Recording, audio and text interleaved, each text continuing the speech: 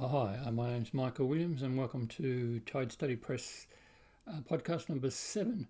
And it's been brought to my attention that my previous podcasts have of course been talking about various aspects of Chinese-Australian history. And although there's plenty of overviews on some of the websites that I've mentioned, it's probably a good idea to give you a bit of a brief overview of Chinese-Australian history here. Now, of course, that's a long topic. I have a series of 7 one-hour lectures, for example, that you could also access. You can access that through the YouTube channel or through the 88 Objects website. But here I just give a very brief, or rather I ask my favourite AI bots to give a very brief discussion of Chinese-Australian history, just 15 minutes or so, just to give you that introduction if people feel that they need it, to give a context, and to which my various individual podcasts and of course the publications will add. But necessarily they can only add to it step by step, piece by piece, because of course it's quite a complex and interesting and nuanced history, as I point out many times. So I'll let you enjoy the discussion, and then I'll make a few more comments at the end as usual. So I hope you enjoy our bot discussion. Welcome to the Deep Dive. Today we're tackling a really fascinating piece of Australian history, one that, well, maybe many people don't fully appreciate. The story of Chinese migration to this country. You, our listener, asked us to explore this, and you gave us a really comprehensive overview to work from. So our goal today is to unpack the key insights, maybe add some crucial layers to understanding this often, overlooked part of Australia's past. Yeah, and what's fascinating, I think, right from the start is that even the term Chinese, it seems straightforward, right? But it actually holds a lot of complexity when you look at the history of migration here, especially those very, very early arrivals back in the 1840s. Okay, let's definitely dig into that Chinese label again, because you're right, it immediately throws up some surprises, doesn't it? Yeah. Those first significant groups arriving in the colonies in the 1840s, they weren't who many people might think, not the Cantonese speakers. Yeah. No, not initially. They were primarily Fujian speakers. They were recruited basically as indentured laborers from the port of Amoy, which we now know as Xiamen, operating within the Manchu Empire at the time. Right, Amoy. So indentured laborers, that's quite different from the gold rush image. Completely different. And it really sets the stage for understanding the diverse origins kind of bundled under that one label. And these early Fujian speakers, well, they were soon outnumbered by a different group. Okay. Overwhelmingly men, very few women came initially, and these men were mostly from the Pearl River Delta region. Ah, the Pearl River Delta. Yeah. That sounds more familiar in this context. What was drawing them? Gold, mostly. The gold rushes that kicked off after Britain gained control of Hong Kong. Hong Kong became this, crucial stepping stone for so many people heading to Australia. So right there, we've got 2 distinct groups arriving pretty early on. And get this, they didn't even share a common spoken language. Exactly. You had the Amoy speakers, the Fujian speakers, and then the Cantonese speakers. And even within Cantonese, there were different dialect variations. Wow. So how did that linguistic divide, how did it shape their experiences here? Did they mix? It's really interesting how that played out. I mean, sure, there were occasional tensions, disputes sometimes, but more often what you saw was the development of separate social circles, separate business networks. Like parallel communities almost. Kinda, yeah, different cultural ecosystems setting up side by side. And this even affected where they settled, who they married, who they formed families with. It definitely wasn't a single unified Chinese community just landing here. It was much more of a mosaic. That's a really crucial distinction to make early on. So even before we get to things like the White Australia policy, the Chinese presence here was already marked by this internal diversity, different languages, different customs, different support systems, all emerging before the 1870s even. That's key. Precisely. And this is all happening against a backdrop where attitudes to immigration were already, shifting. It's worth remembering, too, that even before the 1870s, there were some early anti-Chinese immigration laws. They were enacted and then later repealed. It shows this kind of back and forth, this evolving, sometimes contradictory thinking at the time. Okay, so if we jump ahead a bit then to the later part of the 19th century, what were the migration patterns looking like? The overview you provided mentions more arrivals from the Pearl River Delta in the 1880s. What was driving that wave? Well, looking at the bigger picture, the 1880s saw a big expansion in tin mining in Australia. That created a really strong economic pull, particularly for people from that Pearl River Delta region again. More economic opportunity drawing people in. Yes, but interestingly, this period also saw a renewal, a resurgence of anti-Chinese restrictions. Ah, right. So that pattern, again, opportunity met with pushback. Yeah, it suggests this recurring dynamic where economic need or opportunity was often met with, well, discriminatory responses. But despite these restrictions, these communities, they weren't just, passive, were they? We hear about rural business networks starting up, temples being built. Oh, yeah, definitely building lives. Temples went up, some people converted to Christianity as well, and you had forms of entertainment becoming part of the social scene, Chinese opera, for instance, and gambling, too. That was certainly present. So really building the fabric of a community. And market gardens, that's a classic image. Exactly. The growth of market gardens, often on the outskirts of major cities, that's a prime example of establishing roots. But what's really significant here, and often missed, is that these weren't just isolated efforts in Australia. They were often deeply, deeply connected back to families through multi-generational ties in their home villages in South China. It wasn't always a clean break, a one-way street. That idea of generational links, it really makes you rethink what migration even meant for these people, doesn't it? It wasn't necessarily packing up and leaving forever. Not at all. And that raises a really important question. Like, how do we even define migration in this context? For many, it wasn't this single definitive act of settling somewhere new permanently. It was much more fluid. There was this constant flow, people moving back and forth between Australia and China.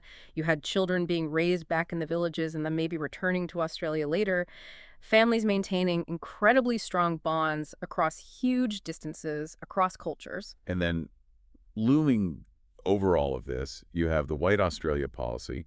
We know it was a deeply racist period, but how did it specifically hit those transnational families, those communities, trying to keep those vital connections alive? Well, the White Australia policy, it was brutal. You had things like poll taxes, which put a huge financial burden specifically on Chinese immigrants, and then the dictation test, which was just notoriously unfair. That's the one where they could test you in any European language, right? Any European language, sometimes obscure ones like, say, Estonian. Basically, a language you had almost no chance of knowing. It was designed purely to exclude, to bar entry. And all this made it incredibly difficult, sometimes impossible for families to maintain those connections, to bring relatives over, or even just to visit. That's devastating. And it wasn't just new arrivals. Even Australian-born individuals of Chinese heritage faced these same discriminatory hurdles if they traveled overseas and tried to return. It's easy and important to focus on that injustice, the victimhood aspect. But the overview also makes a really crucial point about, well, agency, about resilience.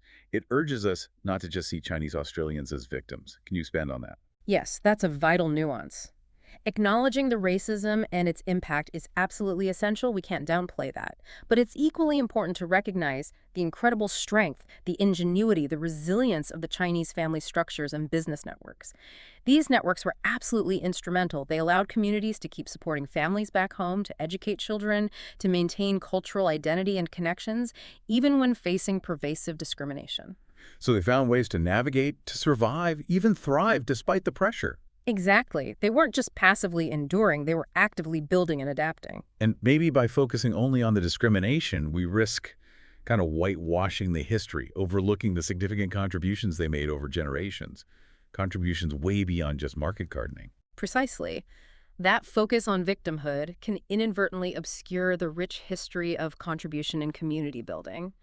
And if we connect this back to the bigger picture, while the White Australia policy was this dominant force domestically, events happening out in China and the wider world often had just as big an impact, maybe even bigger sometimes, on how this migration story unfolded. Right, you mentioned things like war, the Japanese invasion of China. How did those huge global events shift things for Chinese migration to Australia? Well, what's quite revealing is how these events, particularly the dangers and turmoil in Hong Kong and southern China during the war years, it led many people to see Australia as, relatively speaking, a safe haven. So you saw an influx of people seeking refuge. Yes, new arrivals came seeking safety. And also, think about the war itself. Australia was allied with China against Japan. That alliance fostered maybe a slight increase in sympathy within parts of Australian society. And that led to the very first really small but significant cracks appearing in the White Australia policy's facade. Interesting. And then after World War II ends, the whole world map changes again, particularly with the new government taking power in China in 1949. How did that major political shift affect those long-standing village links? That was huge. The new government in the People's Republic of China implemented policies that, well, they effectively created major barriers to maintaining those old traditional connections with the Pearl River Delta villages. So many people who might have, in the past, planned to return to China eventually, maybe in retirement, now found that much harder or impossible. So more people chose to remain permanently in Australia. Making Australia home in a more definitive way. Yes. And this period also, interestingly, sees the beginnings of Chinese cuisine really starting to adapt to local Australian ingredients and gradually, being introduced beyond the Chinese community itself into the broader Australian food scene. It's just striking how these massive global shifts have such direct, personal impacts on lives and choices right here. Now, the overview also mentioned Hong Kong playing a key role as a sort of transit point during these mid-century years. Yes, absolutely. As people sought ways to leave the political changes and uncertainties on the mainland, many fled first to Hong Kong. And from Hong Kong, they looked for any way they could find to get into Australia, often using the few loopholes or pathways that still existed despite the White Australia policy. Things like finding work in Chinese-owned cafes, which was one recognized avenue, or getting student visas. Right, student visas. That brings up the Colombo Plan, which is mentioned. Was that a big channel for people of Chinese heritage coming here? The Colombo Plan, well, it's part of the story, but maybe not the whole story it's sometimes made out to be. The government promoted it heavily as this form of international aid and cooperation, bringing students over. Yeah, I remember learning about that. And it did facilitate some students coming, especially from places in the diaspora like Singapore and Malaysia. But the reality is a really significant number of students from the wider Chinese diaspora during that time were actually self-funded. They paid their own way. Ah, okay. So not all government-sponsored. Not at all. And importantly, after 1957, a crucial change happened. These individuals, along with other long-term non-white residents, finally became eligible for Australian citizenship. And many who had come as students chose to take that up and build their lives here permanently. So it was like a combination of factors gradually chipping away at the White Australia policy. Yeah. What were the really key moments that finally brought it down? The formal dismantling really happened in stages. You had the Whitlam Labor government officially abolishing its last vestiges in 1972. That was landmark. Okay, 1972. And then another really important turning point was the Fraser government's decision in 1976 to accept refugees, the so-called boat people, fleeing Vietnam and Cambodia after the wars there. A significant number of those refugees were actually of Chinese heritage. Right, the ethnic Chinese from Southeast Asia. Exactly. And that decision marked a major shift in policy and public attitude. This whole era also saw, finally, the gradual restoration of a more balanced gender ratio within the Chinese-Australian community after decades of it being heavily skewed towards men. And then moving into the 1980s, it seems like another set of big changes happened, driven by things both here in Australia and also within China itself. Yeah, the 80s were transformative again. Within Australia, you had a big policy shift towards making international education a user-pays system, basically fee for service. Right, charging full fees for overseas students. Yes. And at almost exactly the same time, you had Deng Xiaoping's economic reforms really taking off in China. This created a new, growing middle class, people who actually had the financial means to send their children overseas for education. And Australia, with its universities now actively recruiting international students, became a really attractive destination. So a new wave, driven by education and economic change, and then, just at the end of that decade, the events of Tiananmen Square in 1989. That had a really profound immediate impact here, didn't it? Oh, absolutely. Huge impact. The response from the Australian government, under Prime Minister Bob Hawke at the time, resulted in a really significant, fairly sudden intake of around 40,000 people, mostly young, well-educated individuals who were in Australia at the time, often as students. 40,000, wow. Yeah, and they came from diverse regions all across China. And notably, many of these new arrivals were Mandarin speakers, which represented quite a linguistic shift from the historical dominance of Cantonese and other dialects from the Pearl River Delta region. Okay, so that brings us closer to the present. What about the 21st century? What are the main trends we're seeing now in Chinese migration? Well, in the early 21st century, what we've really witnessed is a significant increase in migration directly from mainland China. These more recent arrivals, they tend to be predominantly middle class, often highly educated. Many might have initially come here as students and then transitioned to permanent residency. A continuation of that education pathway. Very much so. And their numbers have grown to the point where the overall community of people with Chinese heritage in Australia, it now represents a proportion of the total Australian population not seen since way back before the dictation test was introduced in 1901. That really puts it in perspective. It underscores just how long and how incredibly complex and constantly changing this history is. The demographics, the reasons for coming, the experiences here, they've just continually evolved over, what, 170, 180 years? It truly does. And it just highlights, I think, the enduring importance of trying to understand these diverse experiences and recognizing the ongoing contributions of people of Chinese heritage to the whole fabric of Australian society. So maybe to try and pull together some of what we've explored today, we hope this deep dive has given you, our listener, a much richer, maybe more nuanced understanding of this layered, really dynamic history of Chinese migration to Australia. It's clearly a story that's far more complex than the simple narratives we sometimes hear. We've seen that crucial interplay of, big global events, specific Australian government policies, and also the incredible resilience and agency of individuals and communities in shaping how it all unfolded. Absolutely. And if you are keen to dig even deeper into some specific parts of this history, we really do encourage you to check out some of the suggested further readings that go along with this deep dive. There's some fascinating stuff out there looking at those enduring connections back to the villages in China, personal stories from different times, the particular experiences of women, which is often a hidden history, plus ongoing academic research and some really insightful memoirs too. Definitely worth exploring further. And maybe a final thought to leave everyone with. How does this long history, this story of adaptation, of resilience, of continually evolving identities, how does it keep shaping contemporary Australian society today, often in ways we might not even immediately recognize? And what other seemingly straightforward parts of Australian history might actually hold similar hidden depths, similar intricate complexities, just waiting for us to uncover them? Thanks so much for joining us on this deep dive. Okay, as usual, a very interesting discussion. That I think highlighted some of the issues that are involved in Chinese-Australian history from the earliest times right through until the present day.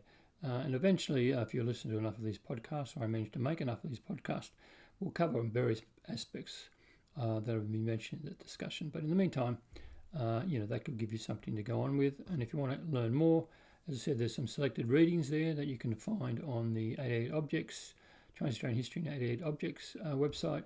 Or you can also look at the lecture series if you prefer to hear or even in this case see me talking.